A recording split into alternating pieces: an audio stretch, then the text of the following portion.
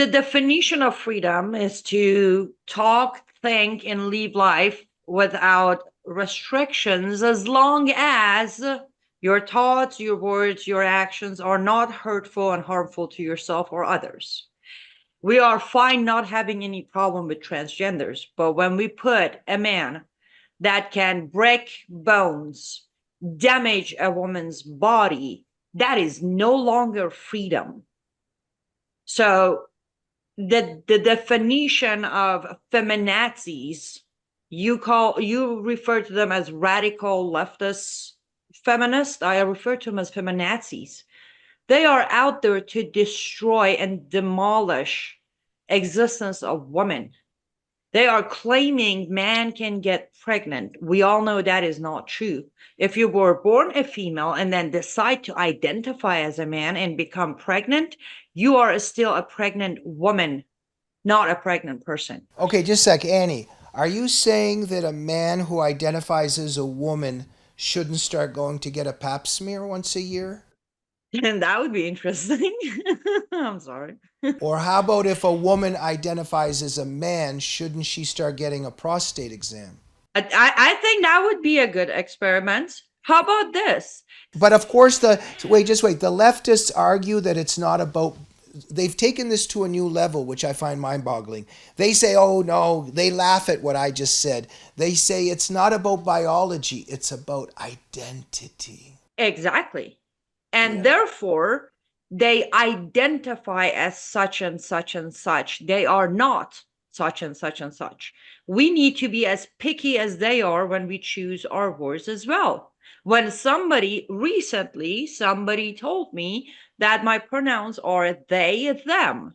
I looked at a person, it was a she, and I looked at her and I said, "You identify as a they and them?"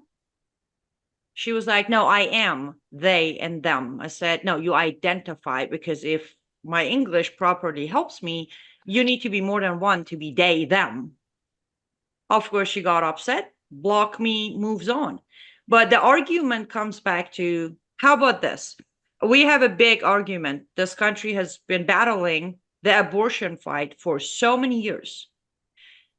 Those feminazis will look you, Keith, and you, Jamie, and say, "You don't get to talk about abortion because you don't carry a baby." Right there, the answer is, well, if a man can get pregnant, a man can talk about abortion. We Yeah. have to play their own game. There is no other way of turning the table. And now I'm going to connect this to the second topic.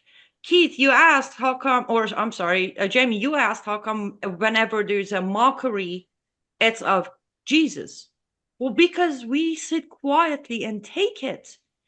If it's about Muhammad, their heads are cut off. If it's about anybody else, at least there is marches on the streets and complaints. As Christians, we have failed to pick up our crosses and follow Jesus Christ. We take it, we turn the other cheek, and we say, "Oh, it's okay." It's time for us as Americans, as humans, as Christians, to fight back, and I mean their own game.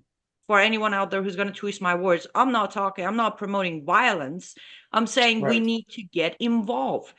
We can't just post a couple of pictures of that mockery, write a couple of like keyboard ninjas, complain on text, and then move on with our lives. No. Well, and Annie, I agree with everything that you're saying. I'm just adding a footnote that it shows that Islam is not the religion of peace because, yes, Christians need to get more involved, but because we're Christians, we're not going to kill anybody, and they know that.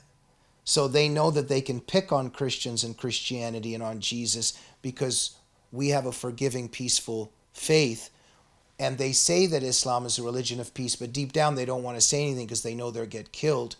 And I'll just add one more thing that you're absolutely right why they do it, but also why they do all that is because we know that Jesus Christ is real and they want to attack the Father. So, Keith, what do you think about what Annie and I are saying? Well, I think turn your other cheek is part of what Jesus taught. We also have the episode when he went into the temple and threw out the money changers. It was not a very calm day for Jesus. He said, this is not to happen in my Father's house. So there is also the capacity to, no Christian should hesitate in the name of their faith to be firm in their faith, as Jesus was, let's say, when he took a very strong stand. It was not in a negotiating mood that day. Well, absolutely, this is crucial. And I think, going back to what we were saying just a little bit ago, can you imagine about the gender stuff? I still can't imagine what it was like when the board meeting finally met with their ad people, right? They at the company called whatever the name of the company that makes women's hygienic products, Tampax, or whatever the name of the company is, when they decided they were going to use Dylan Mulvaney, the man who dresses up as a woman, to sell women's menstrual products. Do you know that that's what happened? They hired Dylan Mulvaney to be the front for a campaign. How did that get past the board of directors? What kind of mindset, what kind of thinking process would not have laughed that out of the room? It took the American consumer to laugh it out of the room, just as it did with Bud Light. How could Budweiser have imagined dedicating a brand of beer to Dylan Mulvaney, who, by the way, he has every right to do what he wants. He's an adult. But these companies are learning, they've got to understand the feedback mechanism of the market. And maybe that's a way to come around to this religious issue again. If Christians and other people of faith will stand up and vote with their pocketbooks, tell Netflix and Amazon Prime, get this stuff off, or we will not we'll drop off as subscribers. There have been some very successful boycotts of some of these big media companies. I'm in big favor of voting with the pocketbook and the wallet. Annie, what do you think? 100% agreed. Yes, there are so many different ways to fight back, and boycotting has definitely given good results.